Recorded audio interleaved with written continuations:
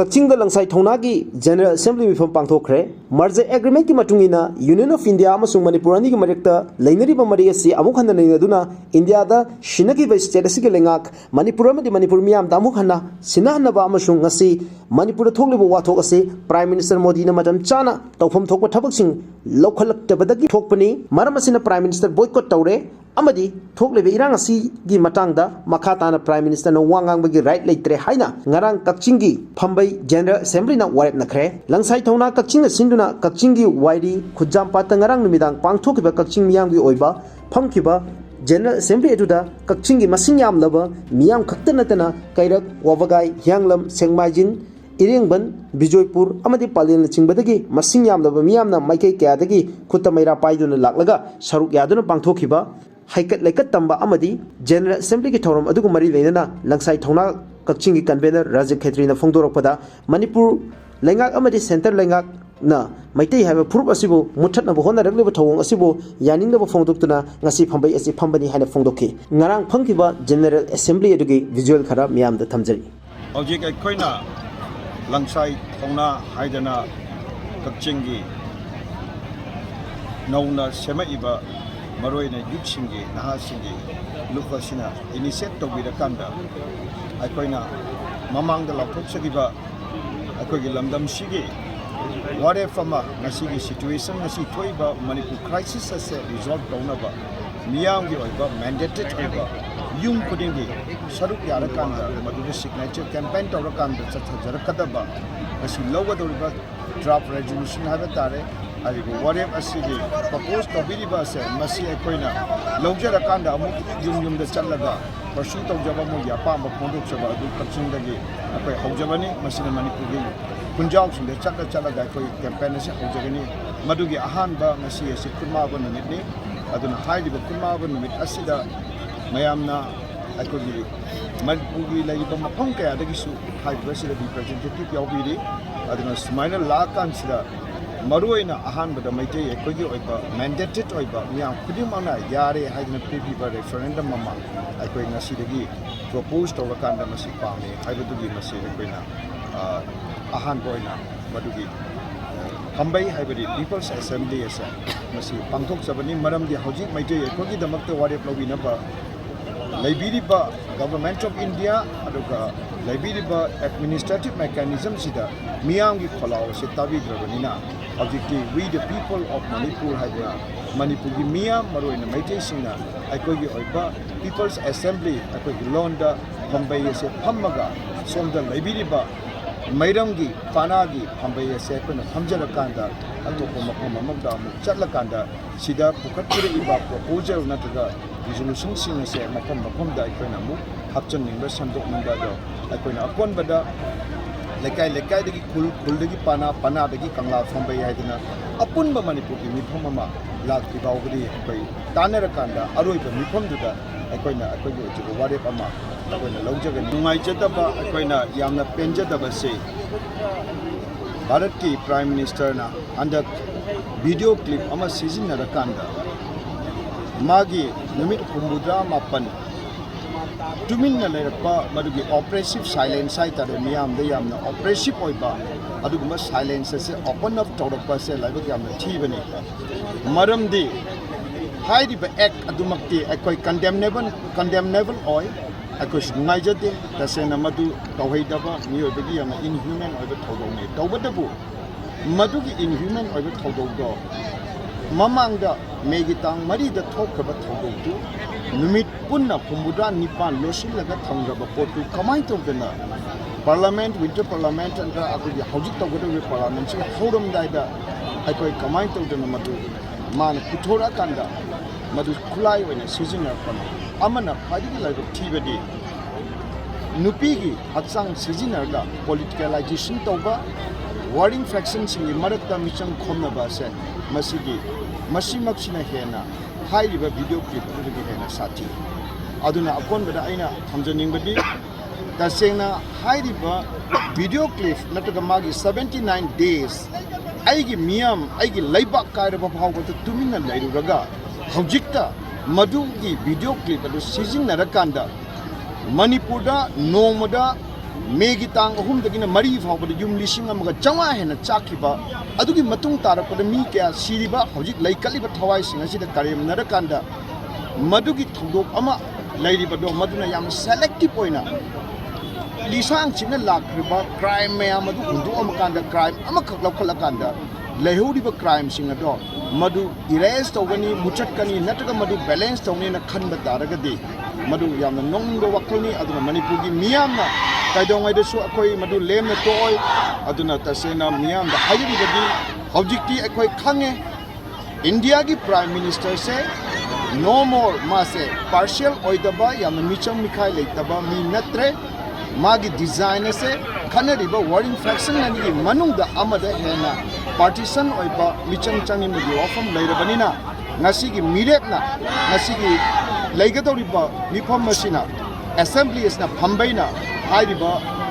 mayamgi prime minister nena leiriba Narendra Modi na habigi bo pot abugi mayokta aikoina kari khongchang lawgadage habado ngasi ware foina aiko miyam ga loina ngasi lawjaga Rajiv Khetri ai Langsai Thouna Kakching gi convener ni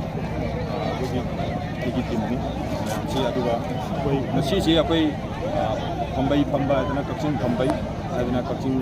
Khunjam Pat aiba Kakching wali Khunjam Pat sida phamjabni Kakching gi ima event adugi jin kwa mai angkulap si kullaga ngasi si akoi gi resolution ama lawgani resolution si hojik lairiba irang adagi manipur da thoiba manipur government da manipur government public ta uriba mityeng central government na akoi da tawga mayam sigi matang da akoi resolution ama lawgani mayam apumbagi resolution ni sigi resolution sigi matungina akoi khire si makha chathaba akoi na hanimba resolution mayam da hojik ratang matung da akoi resolution di lawthok charagani mayam da copy mayam ama yenthok chagani aduga resolution si lepaba matungda koina sangsingadaba khongjang mayam ama leiri koi Langsai Thouna gi lead tawjaraga Kakching gi praja mayam si dagi Kakching khakta natana Kakching gi akoiba de manipur gi mafam khudingmakta leiriba praja singi damakta akoi Langsai Thouna sina matam chupata lepkani aduga akoi maitai haiba jati si mutatke tawriba akoi central government dagi state government gi leader mayam amana tawriba mityeng asi akoi yaning taba phongdok ko oina akoi ngasi gi phambai si phamjabani sida natana akoi tungda kari thongdang lawba yaba haibisi akoi anadagi akoi janbirapa manipur gi akoi luchingba mayam akoi maitai haibisi mutkidanabagi janbiriba akoi yambasing mayam siga anaraga akoi manipur gi damakta akoi chungthorappa akoi Langsai Thouna ni mayam praja sing yautana akoi kemta tawung aman nate ina event sing na akoi support tawbiraga moigi mang tharaga akoi chengi haina chungthorappa Langsai Thouna ni manipur gi mafam khudingmakta akoi nan akoi trong lobby da chatuna akoi mayam amada akoi gi strength akoi gi thuna akoi lepa laitana kulaga akoi manipur gi damakta akoi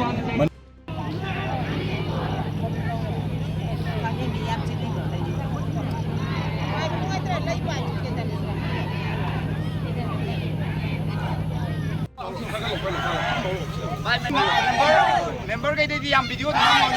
video to nga nami ko Manipur aro kai leon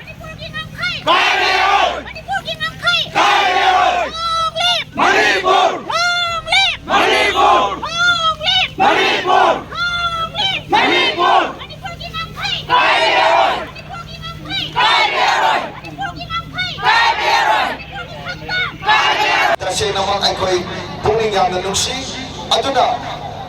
aikoi miroi bagi mara thiraba narco trade ase kani thabgi lalon itik ase thingna bagi damakta war on numit mapuri surba sida aikoi na khanki aikoi na kaligumma mani torp kani aduna aikoi na haiga dabdi challeroi nakanda le piba mayam se yaiba kai amta phambiyo ana request tawjage aikoi mi am la e aikoi se aduna ai wangang basi lecture kan mayam yarabadi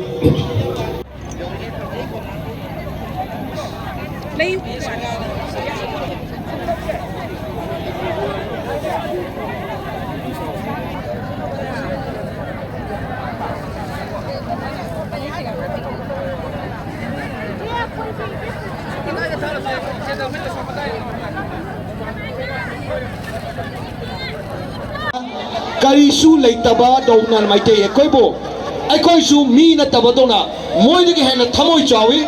tawkriba Narendra Modi na hairiba wadugi huyoi dona matung inba India gi media na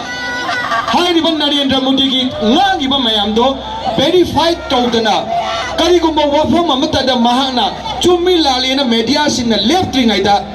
mane ponba sinna thunda akogi moina sando akanda maitai akogi chumjadi ba wafam ache lana uhanna basili basisu Narendra Modi ki aron ba lalong ni kuki amadi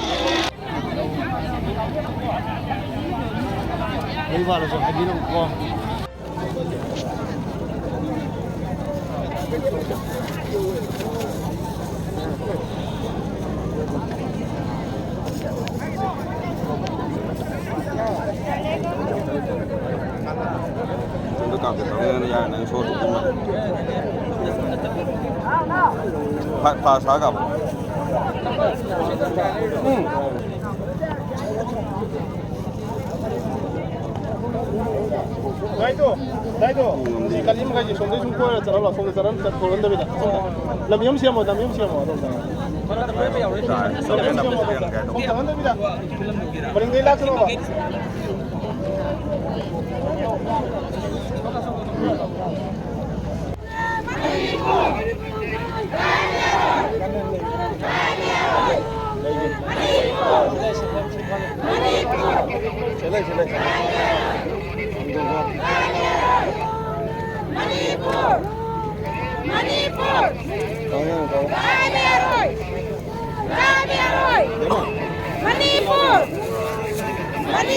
Sili lang na ba singi may kaydagi kanganjari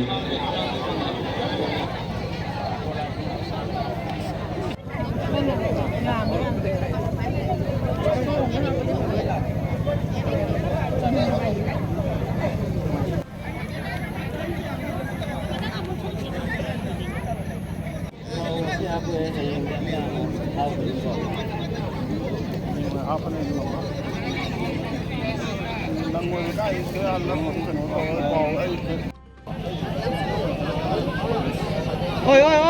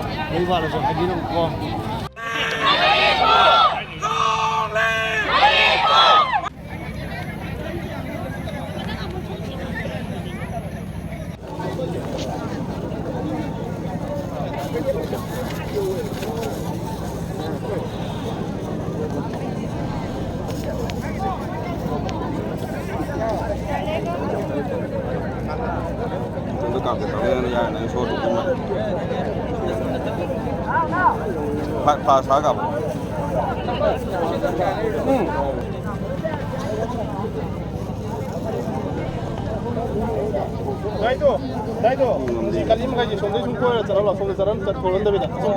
Lam yum siamo. Para ta pe yaw ri. Sa dabi da. Paring gay lak no ba.